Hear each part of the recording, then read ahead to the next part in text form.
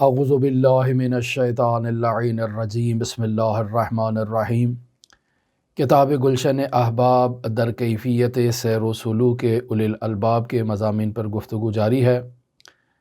آیت اللہ علامہ سید محمد صادق حسینی طہرانی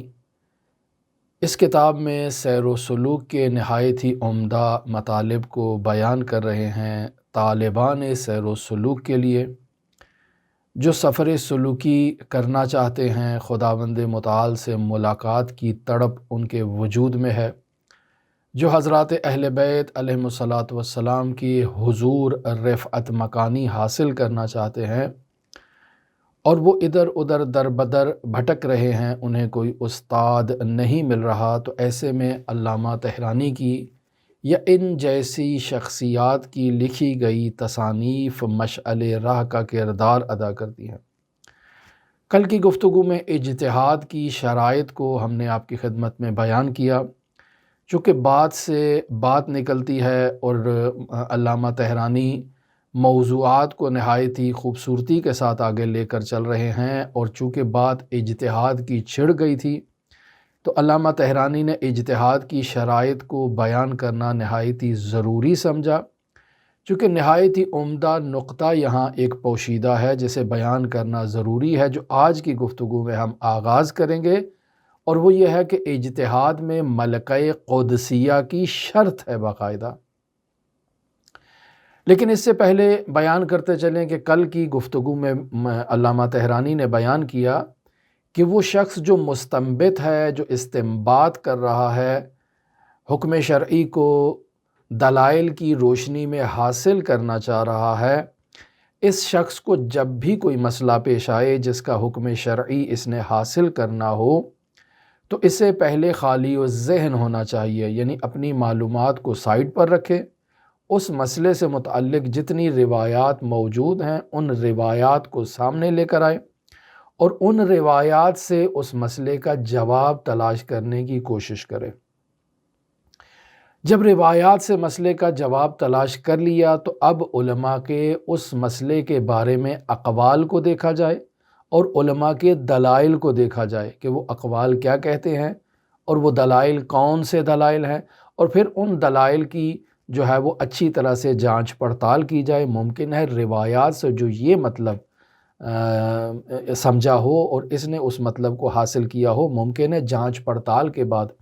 معلوم ہو جائے کہ پہلے سابقہ علماء نے جو مطلب حاصل کیا تھا وہ زیادہ بہتر تھا،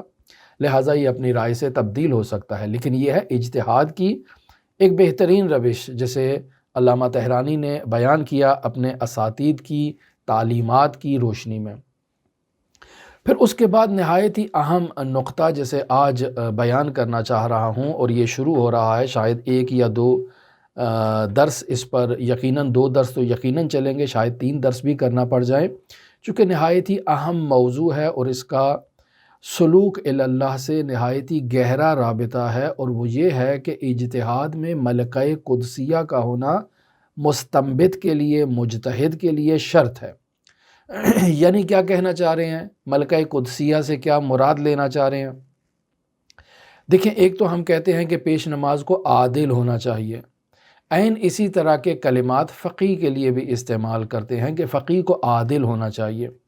اب جب ہم عادل کی تعریف کرتے ہیں تو کہتے ہیں عادل اس شخص کو کہتے ہیں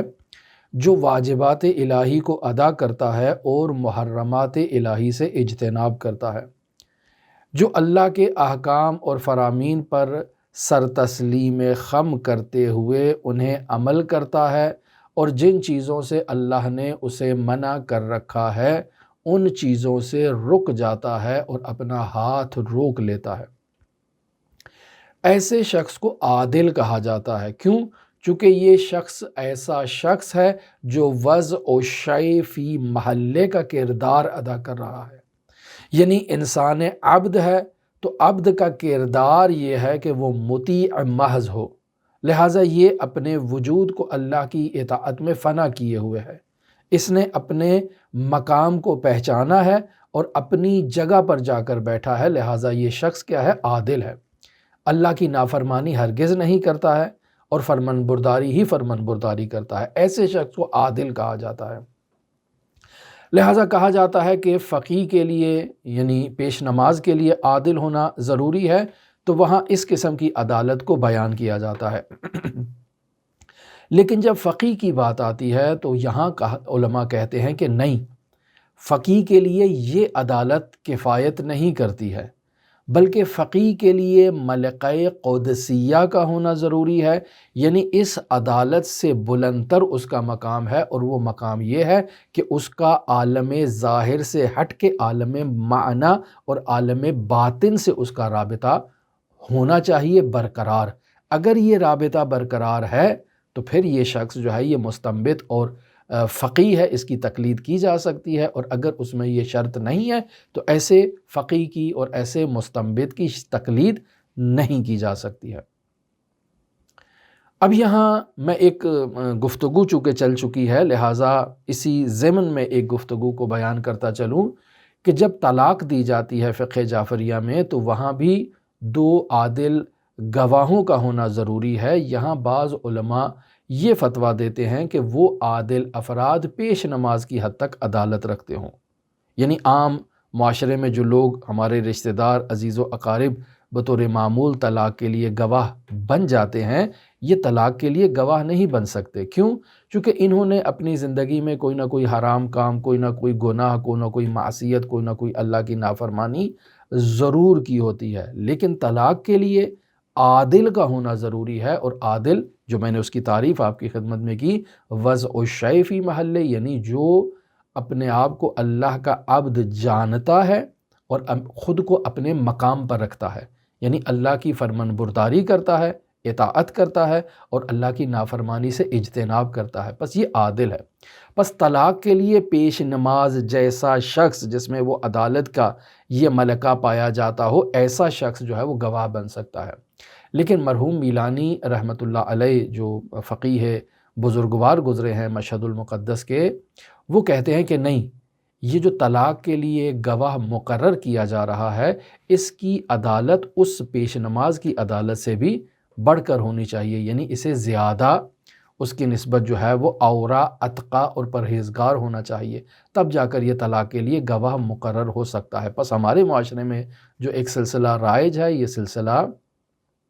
فقہا کی تعلیمات کے مطابق نہیں ہے، یعنی فقہا کی تعلیمات جو کہی جا رہی ہے تو مراد یہ کہ ائمہ معصومین کی تعلیمات کے مطابق نہیں ہے، چونکہ فقہا آئینہ ہے اقوال ائمہ معصومین علیہم الصلاۃ والسلام کا۔ اب یہاں جو ہمارا یہ موضوع گفتگو ہے کہ اجتہاد میں فقیہ کے پاس، مستنبط کے پاس ملکہ قدسیہ کا ہونا یہ شرط ہے، یہ ایک مدعا ہے۔ اس مدعا کو جہاں تک میں نے تحقیق کیا، تتبع کیا، چھان بین کیا، اور خود کتاب کے مصنف نے بھی اس کو اسی انداز میں بیان کیا ہے،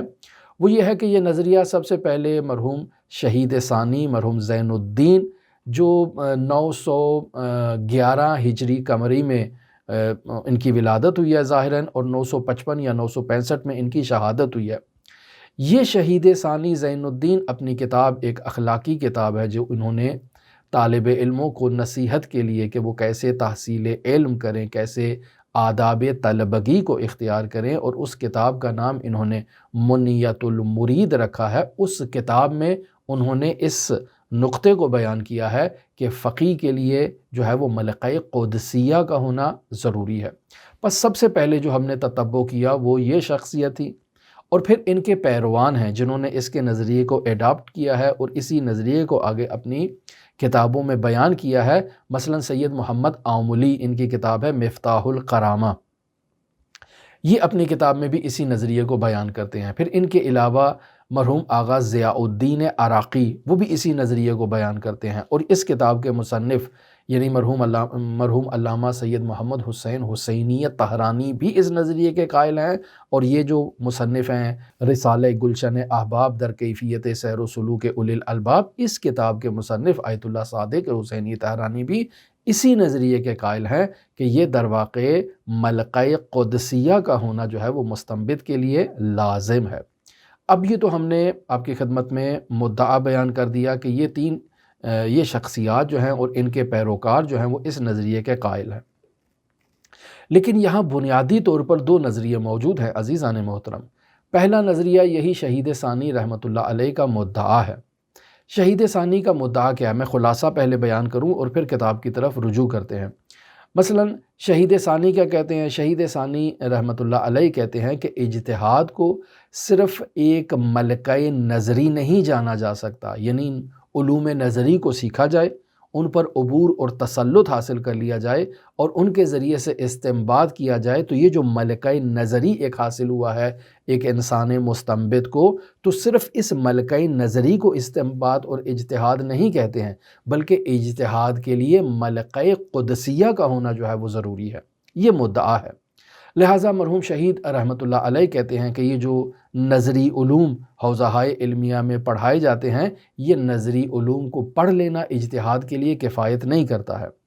پھر شہید فرماتے ہیں کہ ان نظری علوم کو پڑھنے کے بعد ان کی تطبیق کی توانائی کا ہونا، بسا اوقات ایک آدمی ہے کہ جو ان علوم کو پڑھ لیتا ہے، بڑا عالم فاضل ہو جاتا ہے، لیکن اس کے پاس یہ صلاحیت نہیں ہے کہ وہ ان کو اجرا کر سکے، ان سے جو ہے وہ استنباط کر سکے، ان کو تطبیق کر سکے، اس کے پاس یہ ملکہ موجود نہیں ہے۔ تو فرماتے ہیں شہید کی نظر میں کہ صرف تطبیق کی توانائی جن افراد کے پاس موجود ہے، یعنی نظری علوم میں انہوں نے ملکہ حاصل کر لیا ہے اور اس کے ساتھ ساتھ تطبیق کی توانائی بھی ان کے پاس موجود ہے، تو عام اصطلاح میں ایسے افراد کو مجتہد بھی کہا جاتا ہے، ایسے افراد کی تقلید بھی کی جاتی ہے۔ لیکن شہید رحمۃ اللہ علیہ فرمانا یہ چاہ رہے ہیں کہ اس تطبیق کی توانائی کے ساتھ ساتھ اس کے پاس جو ہے وہ ملکہ قدسیہ کا ہونا بھی ضروری ہے، اور یہ ملکہ قدسیہ اللہ کی عنایات میں سے اور اللہ کے الطاف میں سے اور اللہ کی نعمات میں سے ایک یہ نعمت ہے۔ پس ممکن ہے ایک انسان جو ہے وہ اجتہاد کے اور استنباط کے تمام قوانین کو، تمام شرائط کو، تمام اصولوں کو اچھی طرح سے جانتا ہو، لیکن اس کے پاس ان قوانین کو پریکٹیکل کرنے کی، تطبیق کرنے کی صلاحیت موجود نہ ہو۔ یقینی بات ہے ہمارے اکثر جو ہمارے بر صغیر سے تعلق رکھنے والے علماء ہیں، جو حوزہائے علمیہ میں 20 سال 25 سال تعلیم حاصل کرتے ہیں، ان کے پاس تقریباً یہی صلاحیت موجود ہوتی ہے، یعنی انہوں نے واقعاً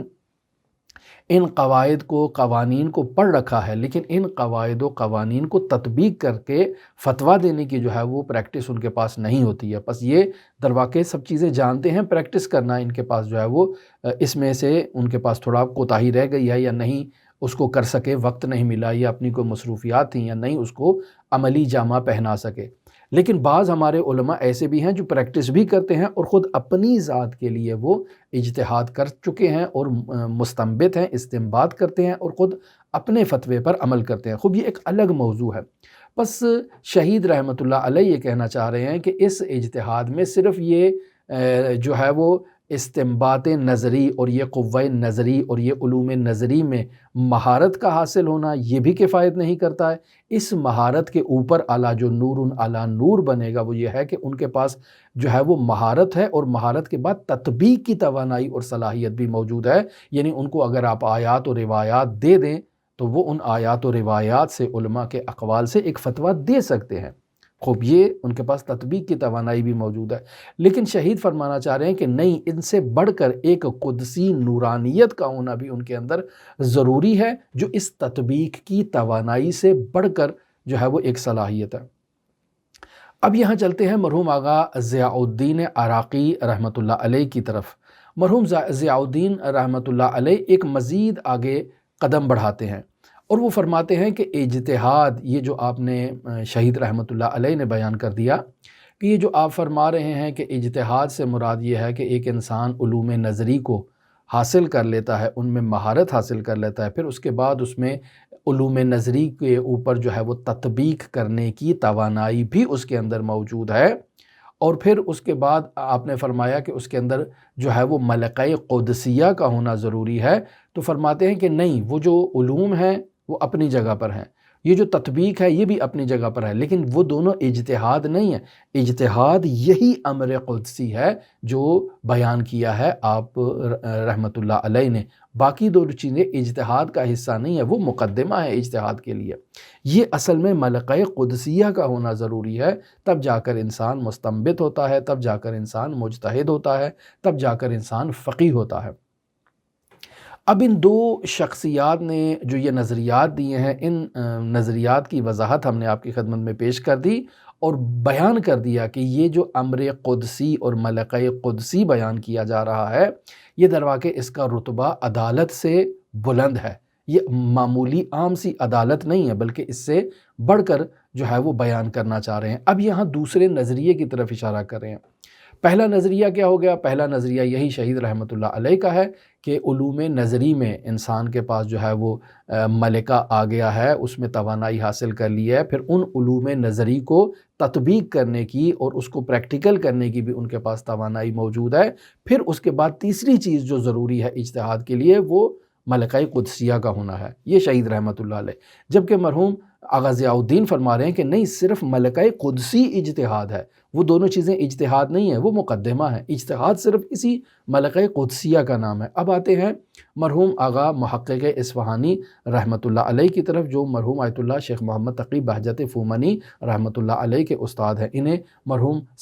شیخ محمد حسین اصفہانی قمپانی کے نام سے بھی شہرت ہے، چونکہ ان کا نام محمد حسین اصفہانی تھا، یعنی اصفہان کے رہنے والے تھے، اور ان کے والد جو ہے وہ پیچھے سے ایک بہت بڑے کاروباری، بہت بڑے تاجر شخصیت تھے، ان کی مختلف کمپنیاں تھیں، لہٰذا وہ کمپنیوں کا نام ان کے نام کے ساتھ جڑ گیا، جبکہ یہ خود ایک جو ہے وہ اللہ والے انسان تھے۔ دنیا کے جو نعمات و ناز و نعمت کی زندگی انہوں نے تحصیل علم سے پہلے گزاری، اور تحصیل علم میں جب یہ آئے تو انہوں نے ساری دنیا کو ترک کر دیا اور ایک زاہدانہ عارفانہ زندگی بسر کی، اور مرحوم آیت اللہ بہجت کے یہ اساتید میں شمار ہوتے ہیں۔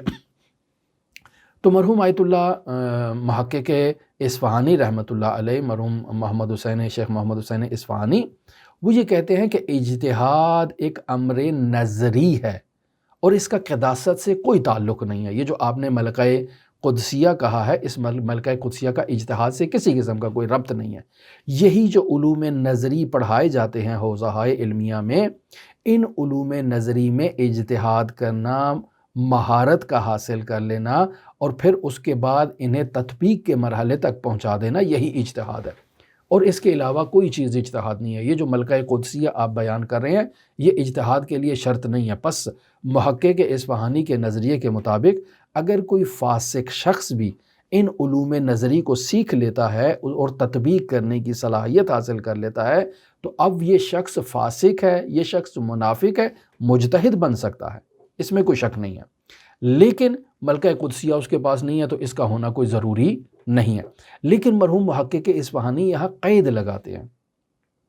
اور وہ قید یہ ہے کہ ٹھیک ہے، یہ فاسق شخص ہے، یہ منافق شخص ہے، اس نے علوم نظری میں مہارت حاصل کر لی ہے اور اس نے تطبیق کرنے میں بھی مہارت حاصل کر لی ہے، اور یہ مجتہد ہو گیا ہے ہماری تعریف کے مطابق۔ لیکن ہماری تعریف کا ہرگز یہ مطلب نہیں ہے کہ اب مؤمنین اس فاسق اور اس منافق شخص کی طرف رجوع کر کے اس کی تقلید کرنا شروع کر دیں، یہ ہرگز ہم نے نہیں کہا ہے۔ کیوں؟ چونکہ ٹھیک ہے، یہ شخص مجتہد ہے لیکن عادل نہیں ہے، اور تقلید کے لیے عدالت کا ہونا جو ہے وہ نہایت ہی ضروری ہے۔ پس اگر مجتہد ہے اور عادل نہیں ہے تو اس کی تقلید نہیں کی جا سکتی ہے۔ باقی یہ جو آپ نے قداست کہا، یہ جو ملکہ قدسیہ کہا، اس ملکہ قدسیہ کا اجتہاد سے کسی قسم کا کوئی تعلق نہیں ہے۔ اب ہمارے پاس یہ دو نظریے ہیں۔ ایک نظریہ یہ کہہ رہا ہے کہ اجتہاد کی وہ تمام شرائط جو آپ نے بیان کی ہیں، ان شرائط کے ساتھ ملکہ قدسیہ کا ہونا ضروری ہے، ایک نظریہ شہید ثانی کا۔ دوسرا نظریہ آغا ضیاء کا کہ نہیں، اصل میں ہے ہی یہی ملکہ قدسیہ، باقی چیزیں تو مقدمہ ہیں، وہ ہوں یا نہ ہوں ضروری نہیں ہے، یہی ملکہ قدسیہ ضروری ہے اجتہاد کے لیے۔ اور ان کے مقابل میں آتے ہیں جو ہے وہ آغا محقق اصفہانی، کہ وہ کہتے ہیں نہیں، یہی علوم نظری پر مہارت کا ہونا اور ان پر تطبیق کی مہارت کا ہونا، یہ اجتہاد کے لیے کفایت کرتا ہے۔ قداست کا اجتہاد سے کوئی تعلق نہیں ہے، لیکن تقلید کے لیے عدالت کا ہونا شرط ہے۔ اب ہم آتے ہیں ان دو نظریات کو لے کر آج کل جو جدید ٹیکنالوجی اس دنیا میں موجود ہے، اگر ہم ان علوم کو ان ٹیکنالوجیز کے اوپر، یہ جو آرٹیفیشل ٹیکنالوجی آج کل کے دور میں موجود ہے، جیسے آپ یہ لیتے ہیں چیٹ جی پی ٹی اور اس قسم کے جتنے بھی ابزار ہیں کہ جن کے ذریعے سے آپ ایک موضوع دیتے ہیں، وہ فوراً اس موضوع کو کھنگال کر ساری معلومات آپ کے سامنے لا کر پیش کر دیتا ہے اور بتا دیتا ہے کہ بھئی یہ ہے، یہ اس کا نتیجہ ہے، یہ اس کا مطلب ہے، یہ اس کے دلائل ہیں، یہ آیات ہیں، یہ روایت ہے، سارا کچھ آپ کے سامنے جو ہے وہ کھول کر رکھ دیتا ہے. خوب اب یہ جو چیٹ جی پی ٹی جیسا یا اس جیسے جتنے بھی جو ہے وہ سافٹ ویئر تیار کیے گئے ہیں جو آرٹیفیشل ٹیکنالوجی کا حصہ ہیں،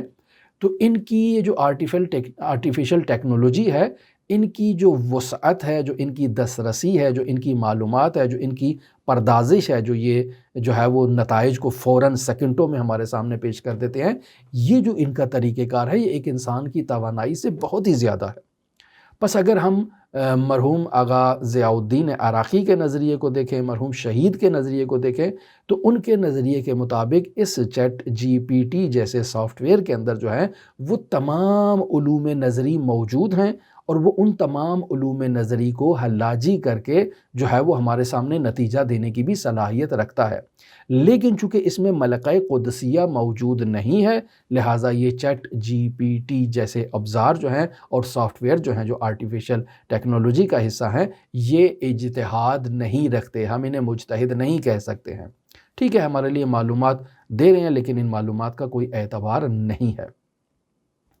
لیکن اب یہاں آتے ہیں محقق اصفہانی کے نظریے کے مطابق. تو چونکہ محقق اصفہانی نے کہا کہ جس کے پاس یہ ملکہ موجود ہوتا ہے، یہ علوم نظری کی جو علم موجود ہوتا ہے، وہ مجتہد ہے، تو بس یہاں پر ہم کہہ سکتے ہیں کہ محقق اصفہانی کے مطابق یہ چیٹ جی پی ٹی جیسے سافٹ ویئر جو ہیں یہ اجتہاد رکھتے ہیں. لیکن سوال یہ پیدا ہوتا ہے کہ کیا ان کی تقلید کی جا سکتی ہے؟ تو محقق اصفہانی نے چونکہ عدالت کی شرط لگائی ہے، تو یہ تو ہے ہی انسان ہی نہیں ہے، تو یہ ٹھیک ہے، اس کی ذہانت خارق العادہ ہے، فوق العادہ ہے، انسان کی توانائیوں سے بہت زیادہ ہے. لیکن چونکہ یہ انسان نہیں ہے، عدالت نہیں رکھتا ہے، تو اس کی جو ہے وہ تقلید نہیں کی جا سکتی ہے، اس پہ اعتبار نہیں کیا جا سکتا ہے. یہ جتنی بھی تحقیقات آپ کے سامنے لے کر آئے گا، آپ کا وظیفہ ہے اس کے بعد ان کو دوبارہ چیک کریں، ری چیک کریں، تحقیق کریں، جستجو کریں، کہیں اس نے کوئی چیز غلط تو ہمیں نہیں لا کر دی ہے. اور اکثر دیکھنے میں آتا ہے کہ یہ غلطیوں کا شکار ہوتا ہے، یعنی بہت ساری اس میں غلطیاں موجود ہوتی ہیں. علماء کرام نے بھی بہت تحقیقات کی ہیں، اس سے بہت سے ایسے سوالات پوچھے ہیں، بہت سے ایسے مسائل پوچھے ہیں، آیات و روایات کے بارے میں پوچھا ہے جن میں خامیاں دکھائی دی گئی ہیں. لہٰذا اس کو نہیں کہا جا سکتا کہ یہ مجتہد ہے. اب ہم آتے ہیں اپنے دوسرے موضوع کی طرف، اور وہ دوسرا موضوع کیا تھا؟ دوسرا موضوع یہی تھا کہ ہم نے شہید رحمۃ اللہ علیہ کا نظریہ، آغا ضیاء الدین عراقی کا نظریہ، آغا علامہ صادق طہرانی کا نظریہ، علامہ حسینیہ طہرانی کا نظریہ، ایسے نظریات کو ہم جو در واقع حقیقت میں ایک ہی نظریہ ہے، اور وہ نظریہ یہ ہے کہ اجتہاد کے لیے ملکہ قدسیہ کا ہونا جو ہے وہ شرط ہے، اور اگر ملکہ قدسیہ موجود نہیں ہے تو ایسے شخص کو مجتہد نہیں کہا جا سکتا. اس موضوع پر اب ہم گفتگو کا اگر آغاز کریں تو یہ گفتگو تھوڑا طولانی ہو جائے گی، اسے ہم آئندہ درس کے اوپر موقول کرتے ہیں. چونکہ ہم نے کتاب منیت المرید سے شہید ثانی رحمۃ اللہ علیہ کی عبارت کو پڑھنا ہے، اس کا آپ کے سامنے ترجمہ کرنا ہے، اور کچھ آیات و روایات کا سہارا لینا ہے، اور پھر اس کے علاوہ دوسری شخصیات نے جیسے مثلاً علامہ حسینیہ طہرانی ہے، یا اس کے علاوہ دوسری جو شخصیات ہیں جنہوں نے اسی نظریے کو تقویت دی ہے اور اسی نظریے کو ایڈاپٹ کیا ہے، ان کے کیا دلائل ہیں، ان کی کیا گفتگو ہے، اسے بیان کرنا اگر ہم اب شروع کر دیں تو گفتگو بہت طولانی ہو جائے گی. لہٰذا اسے کل پر موقول کرتے ہیں. ہماری دعا ہے کہ خداوند متعال ہمیں ان نورانی معارف مطالب کو سمجھنے کی توفیق عطا فرمائے. دعا گو ہیں خداوند متعال منجی عالم بشریت حضرت صاحب العصر، صاحب الامر، صاحب الزمان کے ظہور میں تعجیل فرمائے، اور ہمیں حضرت کے اصحاب و اعوان و انصار کی فہرست میں شمار فرمائے. اللہم صلی علی محمد و آل محمد وعجل فرج قائم آل محمد.